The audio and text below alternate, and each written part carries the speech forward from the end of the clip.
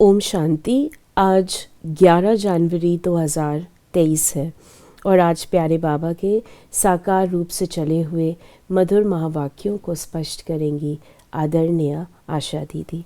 ओम शांति दीदी। ओम शांति। बाबा ने कहा, मीठे बच्चे, बुद्धि का योग बाप से लगाते रहो तो लंबी मुसाफरी को सहज ही पार कर लेंगे। देखिए, कोई भी यात्रा संपन्न करनी होती है तो उसमें रसद की आवश्यकता होती है। ऐसे ही ये जो हमारी यात्रा है, इसमें हमें क्या चाहिए?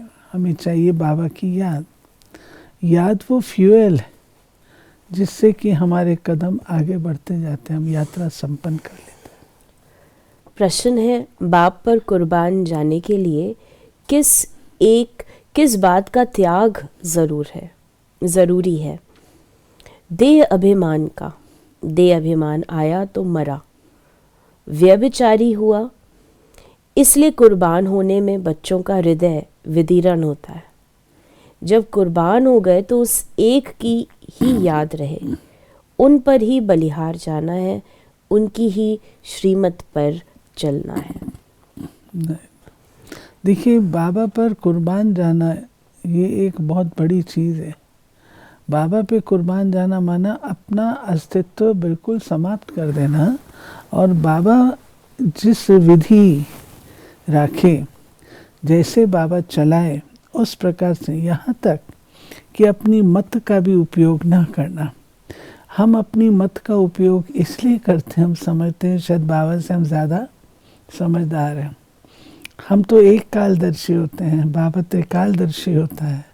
तो बाबा त्रिकालदर्शी होने के नाते हम बच्चों को गाइड करते हैं, जो कि आमतौर पर सब इस बात को दूरदर्शिता न होने के कारण समझ नहीं पाते। गीत है, रात के राही थक मत जाना। भगवानुवाच। भगवान अपने बच्चों को राजयोग और ज्ञान सिखला रहे हैं। ये कोई मनुष्य नहीं है। गीता में लिखा हुआ है, श्री कृष्ण भगवानुवाच। अब श्री कृष्ण सारी दुनिया को माया से लिबरेट करे, ये तो संभव नहीं है।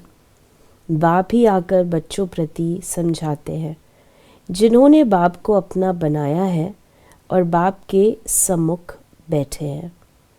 श्री कृष्ण को बाप नहीं कहा जा सकता।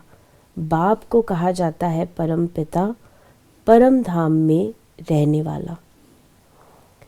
फिर बाबा ने कहा कि अब बाबा समझाते हैं, बुद्धि का योग बाप के साथ अंत तक लगाते रहना है, इसमें अटकना नहीं है। स्त्री पुरुष होते हैं तो पहले एक दो को जानते भी नहीं हैं, फिर जब दोनों की सगाई होती है, फिर कोई 60-70 वर्ष भी इकट्ठे रहते हैं, तो सारी जीवन जिस्म को याद करते रहते हैं। वो कहेगी ये मेरा पति है और वो कहेगा ये मेरी पत्नी है। अब तुम्हारी सगाई हुई है निराकार से। निराकार बाप ने ही आकर सगाई कराई है। कहते हैं कल्प पहले मुआफिक। ये बाबा ने कहा कि बच्चे, तुम्हारी बुद्धि जब एक बार शिव बाबा में लग गई, तुमने एक बार बाबा को पहचान लिया, तो फिर तुम्हें दोबारा से उसको क्वेश्चन करने की या उसको आगे ऐसे करने की आवश्यकता नहीं है, क्योंकि एक बार पहचान काफ़ी हो गई। बाबा ने मनुष्य आत्मा का एग्जाम्पल। फिर बाबा ने पति पत्नी का बताया, 60-70 वर्ष भी इकट्ठे रहते हैं तो भी उनकी बुद्धि से ये मेरी पत्नी है, ये मेरा पति है, जाता थोड़ी है। फिर बाबा ने कहा कि मुसाफरी लंबी होने के कारण बहुत बच्चे थक पड़ते हैं, बुद्धि का योग पूरा लगा नहीं सकते। माया की बहुत ठोकरें खाने से थक पड़ते हैं, मर भी पड़ते हैं, फिर हाथ छोड़ देते हैं। कल्प पहले भी ऐसे ही हुआ था। यहाँ तो जब तक जीना है तब तक याद करना है। स्त्री का पति मर जाता है तो भी याद करती रहती है। फिर बाबा ने कहा कि योग ऐसा हो जो अंत में बाप का बाप व साजन के सिवाय और कोई याद न पड़े। फिर बाबा ने कहा, बाबा ने योग में एकाग्रता के महत्व को कहा। जब हम योग लगाते हैं तो उसमें हमको शिव बाबा भी याद आता है। जब हम रूहान करते हैं तो हमें और व्यक्ति भी याद आते हैं कि मेरी ये बात है, ये बात है, ये बात है। लेकिन बाबा कहते हैं कि योग करते करते तुम्हारी बुद्धि केवल एक बाप में ही एकाग्र हो जाए, वो इम्पोर्टेंट है। उसमें फिर कुछ भी और नहीं आना है। तुम जानते हो मैं ब्रह्मा द्वारा आदि सनातन देवी देवता धर्म की स्थापना कर रहा हूँ और शंकर द्वारा सभी धर्मों का विनाश कराता हूँ। अभी कॉन्फ्रेंस करते रहते हैं तो सभी धर्म मिलकर एक कैसे हो जाए, सभी शांत में कैसे रहे, उसका रास्ता निकालें। अब अनेक धर्मों की एक मत तो हो नहीं सकती, एक मत से तो एक धर्म की स्थापना होती है। वो सभी धर्म सर्वगुण संपन्न संपूर्ण निर्विकारी हो, तब आपस में शीरखंड हो सकते हैं।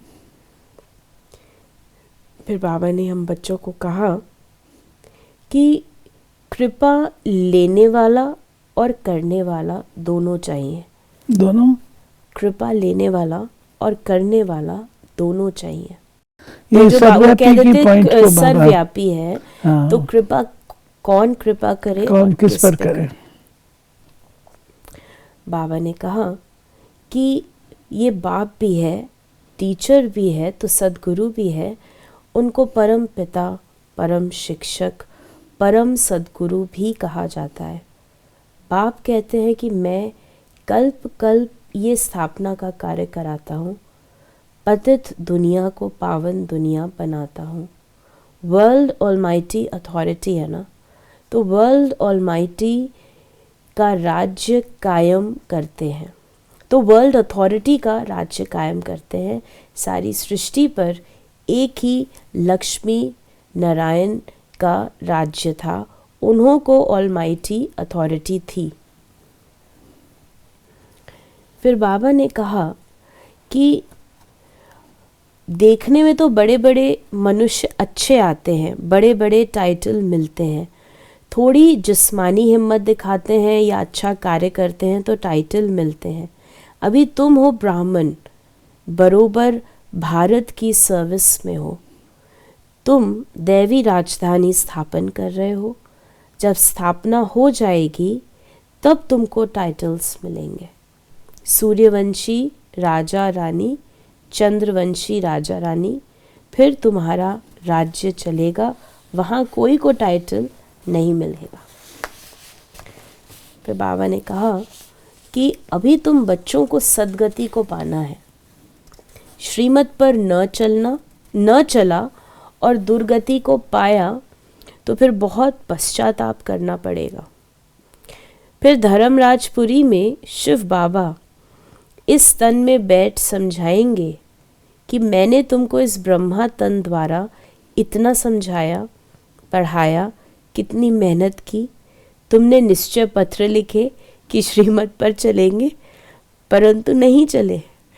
बाबा कहते हैं कि मैं सब कुछ बच्चों का ऑब्जर्व करता हूँ, देखता हूँ, और सच्चाई की बात यह है कि बच्चों के इस प्रकार का फाइल रखना भी मुझे अच्छा नहीं लगता। अगर हम नहीं ठीक करेंगे तो अंत में बाबा तो अपना कार्य करेगा, क्योंकि उसका एक रूप पिता का है। बाद में बाबा कहता मैं पिता नहीं रहूँगा। बाबा ने कहा कि काटा लगता ही तब है जब बाप को भूलते हैं।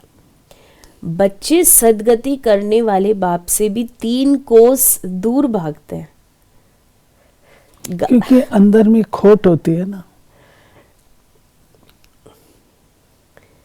गाते भी हैं वारी जाऊं कुर्बान जाऊं, परंतु किस पर। फिर बाबा ने कहा कि बाप बच्चों पर कुर्बान होता है। ये बेहद का बाप भी कहते हैं मैं कुर्बान होने आया हूँ, परंतु बाप पर कुर्बान होने में बच्चों का हृदय कितना विदीर्ण होता है। देह अभिमान में आया तो मरा, व्यभिचारी हुआ। याद उस एक की रहनी चाहिए, बाकी मित्र संबंधी आदि तो सब कब्र दाखिल होने हैं, उनको क्या याद करेंगे। इसमें अभ्यास बहुत चाहिए। फिर बाबा ने कहा कि बाप दादा का बनकर फिर ट्रेटर बनना गोया उनका सामना करना है। इसलिए बाप कहते हैं कदम कदम संभाल कर चलो। अब माया का अंत होने वाला है, तो माया बहुतों को गिराती है, इसलिए बच्चों को खबरदार रहना है। रास्ता ज़रा लंबा है, पद भी बहुत भारी है। बाबा कहते हैं कि माया तुमको रास्ते में अनेकों बार मिलेगी, ले अपने कदम मजबूती से आगे बढ़ाते चलो। बाप तो कहेंगे शल, कोई बच्चा शिव बाबा का डिसरिगार्ड न करे। बहुत विक्रम बनते हैं। यज्ञ सेवा में हड्डी हड्डी देनी पड़ती है। ददीची ऋषि का मिसाल है ना, उसका भी पद बनता है। नहीं तो प्रजा में भी भिन्न भिन्न पद हैं, प्रजा में भी नौकर चाकर सभी चाहिए। भल वहाँ दुख नहीं होगा, परंतु नंबरवार पद तो है ना।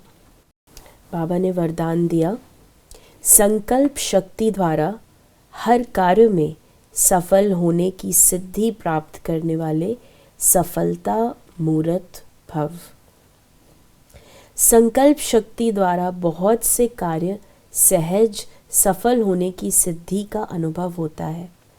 जैसे स्थूल आकाश में भिन्न भिन्न सितारे देखते हो, ऐसे विश्व के वायुमंडल के आकाश में चारों ओर सफलता के चमकते हुए सितारे तब दिखाई देंगे जब आपके संकल्प श्रेष्ठ और शक्तिशाली होंगे। सदा एक बाप के अंत में खोए रहेंगे। आपके ये रूहानी नयन, रूहानी मूरत दिव्य दर्पण बनेंगे। ऐसे दिव्य दर्पण ही अनेक आत्माओं को आत्मिक स्वरूप का अनुभव कराने वाले सफलता मूर्त होते हैं। और स्लोगन है, निरंतर ईश्वरीय सुखों का अनुभव करने वाले ही बेफिक्र बादशाह हैं। नेचुरल है, जो संगम युग का मर्जीवा जन्म में सुख उपलब्ध होता है वो तो और कहीं पर भी नहीं होगा, और जिसको ये सुख उपलब्ध है वो बेफिक्र बादशाह स्वतः होगा। तो ये थे बाबा के आज के मधुर महावाक्यों का स्पष्टीकरण। यदि आपके मन में कोई सवाल है तो उसे मैसेज या व्हाट्सएप करें 8826599309 पर। ओम शांति।